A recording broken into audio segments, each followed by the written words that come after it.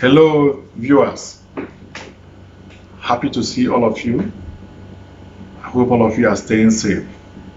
And I hope you have just enjoyed the question and answer section from the Little Kids of God. So I'm here just to summarize and throw more light on what they have just said. And as they have already introduced earlier to you that you can drop your comments. That will help us to know where for us to improve and to know where we are going to stabilize them more. So we need your comments for us to improve. So now I'm going to summarize most of these questions and then throw more light on what they have just answered. In the question number 1, okay, where they were asked who are the Israelites, and the answer was that they are the sons of Jacob, which I believe all of us knows about that. But one thing again I want to throw in here is that Jacob have more than 12 children. But when we talk about sons, there are 12. But Jacob also had daughters. Okay, but they are silent because God's inheritance was on the male. So that was why many of us Christians may not know that Jacob had daughters. So this one point I want us to understand, that the 12 tribes of Israel are mainly from the sons of Jacob. And we know these 12 sons was given from, or let's say was gotten from four women, 2 wives, and then 2 concubines. Those 2 concubines are the maid of Leah and the maid of Rachel. And we also understand that Leah had the highest number, 6 male. That means 6 sons, meaning 6 tribes, meaning half of Israel from Leah. And we can remember very well that Leah is not the favored wife of Jacob. That is the mystery of God. Jacob loved Rachel so much. Meanwhile, Leah is the one that had the highest inheritance from the land of God.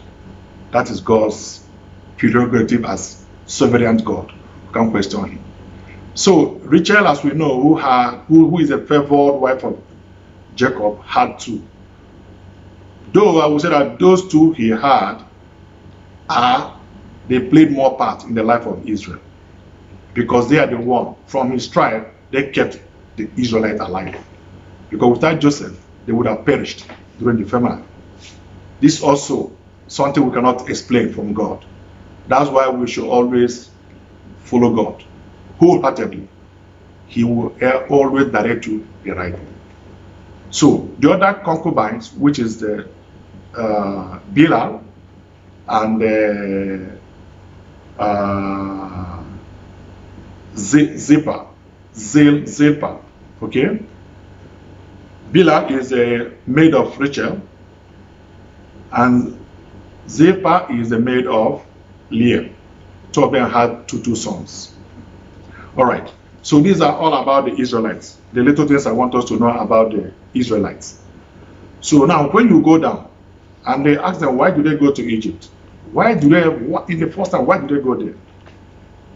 Probably it links to a question which my son had already explained, that God told Abraham that his descendants are going to be in captivity for 400 years.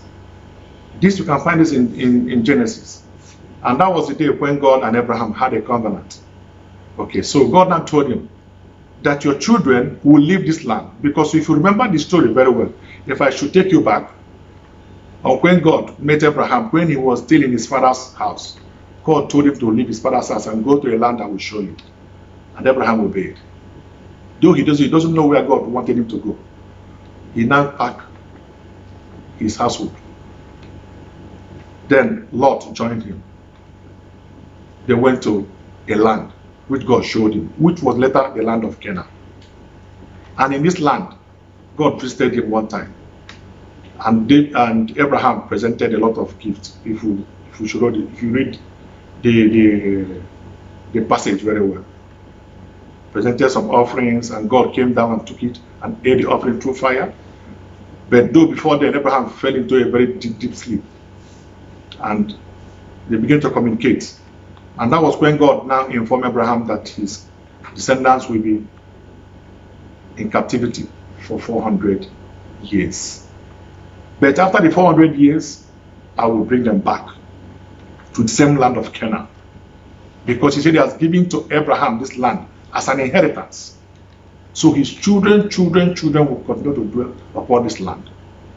So that was why when Jacob and Esau, let me also take you back to this also, after he deceived their father Isaac and took the gift, Esau was not happy with him. So the mother Rachel advised Jacob to run and go to his people, to Laban. We remember what happened in the journey, and he dreamt as it was the day he left. During the night, he kept a stone and he was sleeping. And that night, heaven opened and he started seeing the ladder from heaven coming down, the angels descending and going up. And when he woke up, he kept a stone and told God that if ever he will ever take him safely to where he's going and bring him back, that he will surely establish an altar on that ground. And that was why he called that place Bethel. And that place is still in the land of Canaan before he now moved. So when he sojourned in the land of his mother's land, in his uncle's house, Laban, he was rich in flocks. He has the truth. God has already increased his family. And when he came back, when he decided to come back to his father, he came back to that land, Bethel, where he kept that stone. And before even he came to that land, if we also remember the story, so Jacob came back with his family back to that very land which God gave to his forefather Abraham. And if we also remember, Esau has also progressed. Esau has already gotten so many wives, about 4 wives, I think. 2 wives from the Canaanites, 1 from the children of Ishmael, and 1 other lady. So Esau also is building his own empire. Jacob came with his own empire in the same little land of Canaan. And we remember that because their livestock has greatly increased, Esau decided to move away from Jacob to go and settle in Mount Seir, which is also known as Edom. So now only Jacob began to reside in the land of Canaan, and that is where he began to raise his children. And we know the story of how they became envious of Joseph. Joseph was sold. So this is a story of what led the Israelites to move to Egypt. Because from the answer from our daughter that said it's also due to the dream that Pharaoh had, Joseph was the only one who interpreted it, which is 7 years of plenty and 7 years of drought. And that drought really affected all the world. So even the land of Canaan, where Jacob and other children were, there was no food. That was why their father said, why should we remain here and we'll die of hunger? You guys should get ready and go to Egypt and get food. And that is how God preserved Israel, because Israel would have perished in that famine. So that's why now Joseph, after exposing himself to his brothers, he now told them, go and bring all your family and come back to Egypt and live with me. So that was how the Israelites left the land of Canaan and moved to Egypt. Why? Just to fulfill that prophecy that God told Abraham, that his children will be in captivity. And they were there.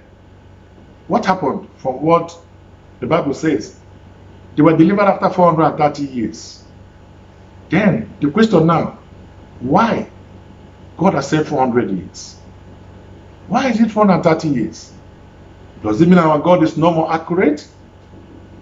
Or does it mean he forgot? No, he don't. This brings us to the point that when a prophecy has gone forth from any man of God, we don't need to sleep. We have our own part to play in life.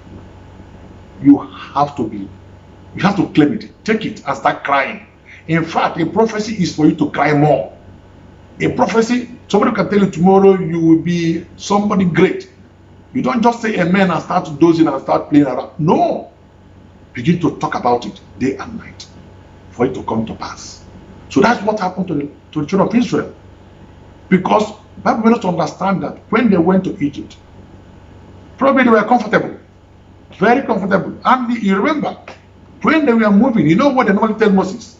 Why do you bring us out from Egypt where we are eating cucumber, melon? They mentioned those names. Tell you that these guys were enjoying in Egypt. So they don't even remember their God anymore. So it came to 400 years. They didn't even remember. Until the Pharaoh who doesn't know Joseph came up. The story of Joseph has passed. And as you know, God's blessing was upon them and they were really multiplying. Even trying to overpower the main indigene. That was where the now stress come. Will I say this also the hand plan of God? Because if God did not put into the heart of Egyptians to start maltreating these guys, they wouldn't have even remembered to cry upon the name of the Lord. Why? Because if you remember when God visited Moses in the wilderness, when he was taking care of the flocks of his in-law, Jethro, God told him that now I have heard the cry of my people. That time it was 430 years. So it means before God has never heard their cry. That's why he kept quiet. So this shows us that until God hears our cry, he will never come. Even when somebody has given you a prophecy, if God doesn't see you claim it in your altar of prayer and supplication, I tell you, you may live and die without seeing so many prophecies coming your way. So this is a lesson we are learning from this, the people of Israelites. So that was why, because they cried, and from what our son said, they started killing the male child of the Israelites. You can imagine. So if a woman is pregnant, she's into serious big thinking. What will I deliver? Is he a girl or a boy? So you can imagine the trauma.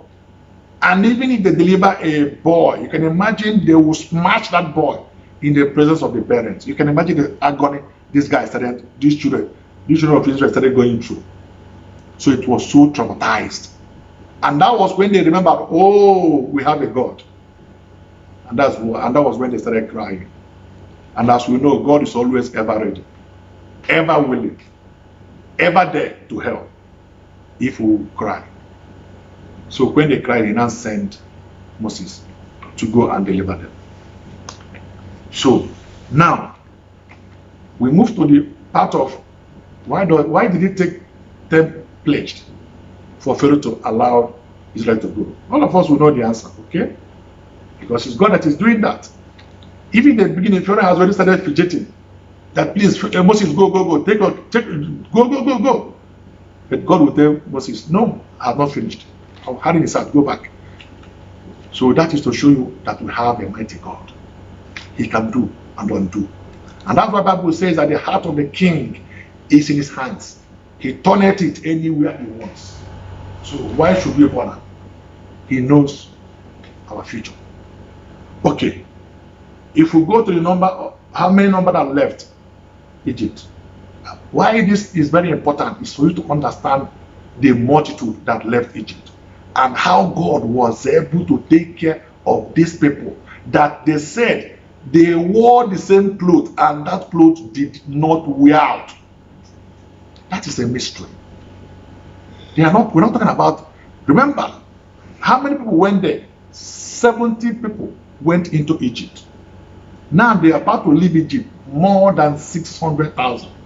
And Bible recorded it's only adult men.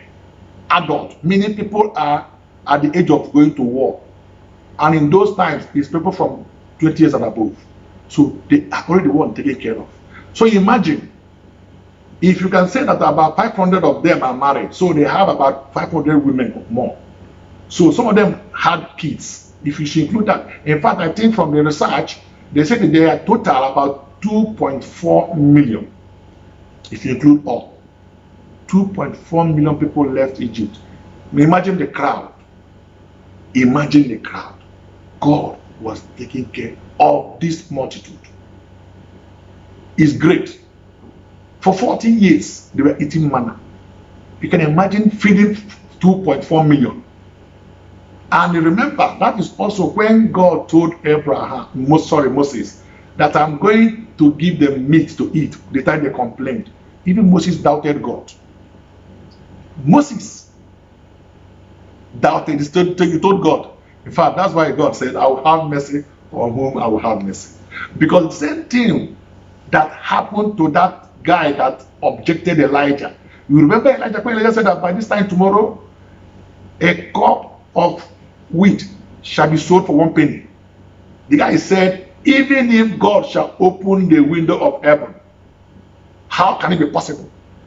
Then Elijah told him that, okay, you will see it, but you will not partake.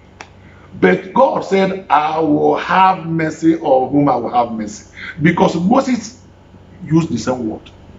He told God, how is it going to be possible? Even if you can bring all the fish in the sea, can he feed these millions of people? Same question. But God didn't punish him then. You see, I told Moses, he told him, don't worry, but by tomorrow you will see what's going to happen. And we saw what happened. He fed them. So this is to tell us that our God is able, more than able, okay, for him to take up 2.4 million in the wilderness. And also, the question now is, how many years did they journey before Moses sent out the spies to go and spy the land? This thing happened in Kadesh Barnea. And Bible recorded that it took 2 years. It was in the journey within the second year. They were already in Kadesh Barnea. And for Moses to tell them to go and spy, it means that the promised land is already at hand. They are already seeing it. So 2 years. And you know why it took 2 years? Because of the multitude. Because from the research, if you should journey alone from Egypt to the land of Canaan, it's only 11 days journey. But because of the multitude, the group, can imagine, group with their flocks. Because the Bible said that they left Egypt with a great possession, great wealth. So they were loaded. So probably they are crawling, they will crawl. Some of them were pregnant. So it took them 2 years. So that means they would have entered into the promised land within 2 years. If not because of what? Unbelief. You see what unbelief can do to the life of a man? 2 years. They weren't able to enter. And you know the funny thing, from what our doctor said, you know that when they came back with those 10 reports, they decided to say we were going to choose a leader to go back. To choose another leader to go back to Egypt. So all this while that God has journeyed with them, they still don't believe that they even decided to choose a God on their own and choose somebody to go back to Egypt because they remember the cucumber also. And that is why God said, okay. Also, we also remember they never believed in their God when they came back. They report because of, they say they saw giants. Yes, there are giants because Joshua, they confirmed it. Joshua, they confirmed. Caleb confirmed it. But you know what they said? That their God is able to be with them to defeat these people. And this is trying to tell us that even today in our problem, no matter how giant it might be, our God is able. We don't look at the problem, we look at our God. Just like what is happening now, we have a giant moving around now. Coronavirus is a giant. It has bowed so many countries, so many presidents are crying. So many countries are on their knees with corona, crying, please. Even we, up to today, we don't know when he's going to go. He's a giant. So if you begin to look at giant, it looks so impossible to defeat. But when you look to the giant from the mirror of our God, just like what David did when Goliath came, the same principle. So that's what happened to Israel. They went and they gave a wrong confession. Please, Christians, we should stop giving wrong confession. It might look physical, it might look so difficult, but I want to tell you, we shouldn't dwell. That's why the Bible said, which report will you believe? Is it the report of the Lord or the report of the enemy? We will always look at what God has done. We don't begin to propagate what the enemy is doing. So that is what happened to these spies. They came back, started magnifying the report of the enemy. And it began to dampen the faith they already had in God. I mean in the camp of Israelites. And that was why the majority of them lost faith in God. To the point of trying to choose a human leader to go back. And they are despising Moses. And they're wrong. But Caleb standing with a living spirit and said no. And that was why him and Caleb were among those that God granted to enter into the promised land. Okay? So, if we move down, another question is how it finally took them how many years to get there? 40 years. That is why they journeyed for 2 years before they got to the land of Kadesh Barnea, from where they sent out the spies. So had it been the spies came back and they agreed with God and they believe in God, they would have drove those people out and entered into promised land within 2 years. And because they came back and they had a negative report and doesn't believe in the power of God, God said, okay, for that, all of them, they should perish in the wilderness. And that was why God made a U-turn in their roots and add 38 years, 38 additional punishment. And that's why they started fighting wars. And those wars are killing those ones that didn't believe in God. Because God was eliminating them stage by stage. So that is why. So had it been they believe, this journey we are talking about 40 years, is 2 years because of the multitude they had. Okay? So now, if we go down to why did God turn them back after approaching, which is what I have just answered. Because they didn't believe. That was why he turned them back and gave them that 8 years more. Okay? So that we make sure that all those people who didn't believe him will die. So that let it only be the young one who doesn't know much or who doesn't partake in their sin will be the one that will enter the promised land. Then another question is, how many tribes of Israel entered and settled into this? Another good area or another area of we need to explain, because actually probably many people don't know detail about this more, about this settlement, about this sharing of inheritance. Okay, because if you read very well, you can get this. Okay, Numbers 32 from verse 1 to 42. If you read it, you understand very well how they share it and what transpired. The enemy came in again, just like as it happened before. You remember when they got to Kadesh Barnea, the enemy came and deceived them, and they got a bad report, and they were turned back. You know, they approached the second time. They came again closer to the promised land the second time. The enemy resurfaced again. This is our lesson, because when you are about to get to a breakthrough, you are going to have a lot of distractions, and if you're not careful, if you don't make the right choice, that thing is already that is in your hand will slip. You know that when they came back again for the second time, close to the promised land, another tribe, 2 tribes, which is the tribe of Reuben, which is the eldest, the first son of Jacob, and the tribe of Gad, they went to Moses because they were still about to cross the river Jordan, because the land of Canaan, which God promised them, is on the other side of river Jordan. Okay, on the eastern part of river Jordan. this tribe, when they saw that the land of Gilead, which is the southern part, is good, the pasture is looking very good. They have a very good pasture. So they saw it and they begin to have interest in settling there. They begin to abandon their aim of crossing the River Jordan and going into the other side of River Jordan, which is the land of Canaan. They went to Moses and Eliezer and told them, please, can you allow us to sit here? Let's take this place as our inheritance. If you read very well, if you read this number 32, you will see that Moses became afraid.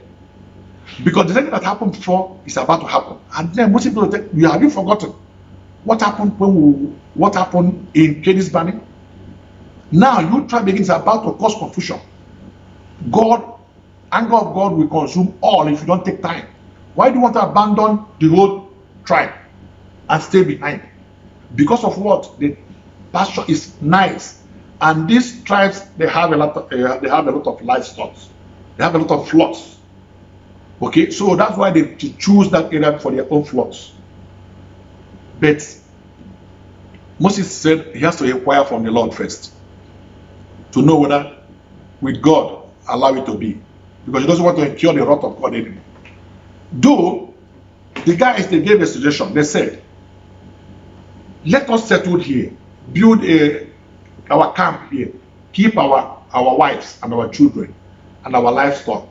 But we who are the men of war, who are already at the age of going to war from this tribe, we will still join all the tribe of Israel and march in and drive out the Amorites. They gave this suggestion. They are not saying that they are not saying that they are going to stay behind.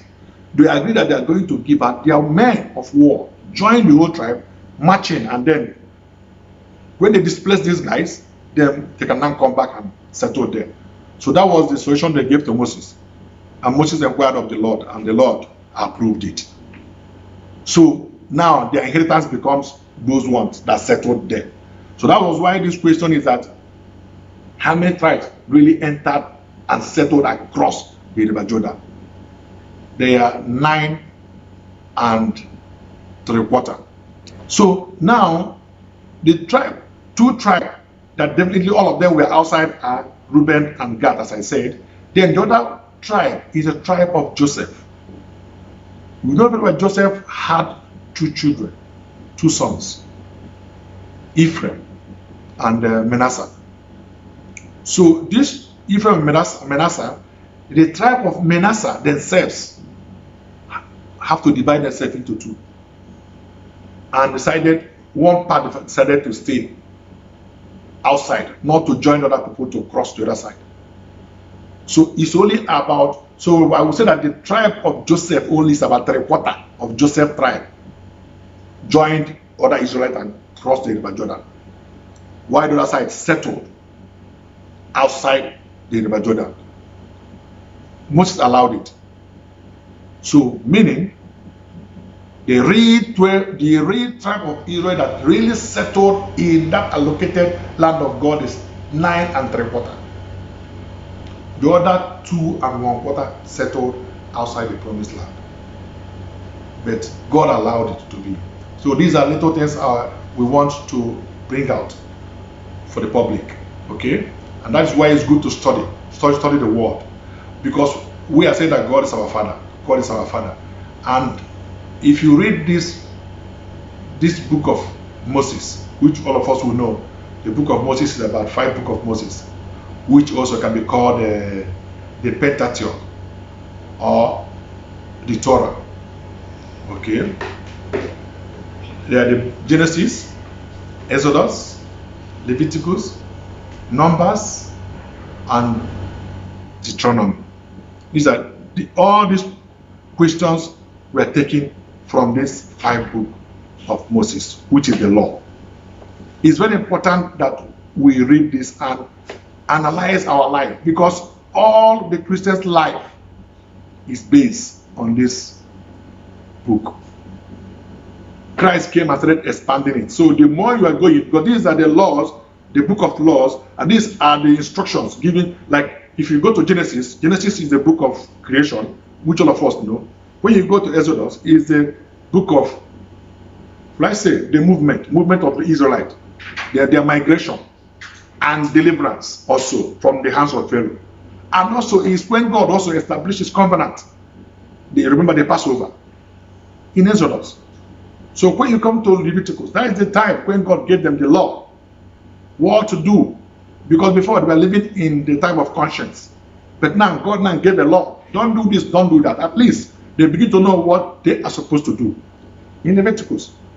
Then if you go to Numbers, that's when now God gave them direction. It's a detailed account of their movement, bit by bit, what happened and how they were numbered.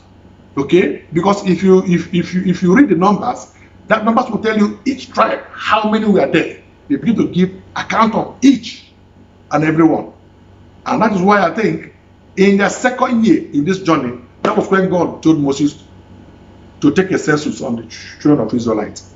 And when he took that census, okay, it was when he took that census, the total number of the Israelites that time now becomes 603,550. These are also excluding women and children. Only the able-bodied men. There were 603,550. And this number did not include the Levi. I mean, this statistics is after 2 years when God told Moses to conduct a census. So if you exclude the tribe of Levi, Israelite men were 603,550. Then on a later date, God now told Moses, okay, now take census of only the Levites only. But now, in the census of Levites, include all. Because you remember, Levi are the tribe that God dedicated for himself. They are the ones that are serving in the sanctuary. They don't go to war. They only serve around the tabernacle. So God has chosen the Levi. Remember, initially, before God chose the Levite, before God told all Israelites, all their first male born child belongs to him. Before. So every male born child of Israelite before are dedicated to God. But later, when God now finally decided to choose the Levite, that was when now God now released all the other tribes' first male child. It becomes only the Levite becomes God's consecrated people. All right. So and now when Moses took the census for the Levites all they were 22,000 in number. 22,000 in number. But this number includes from 1 month old baby and up.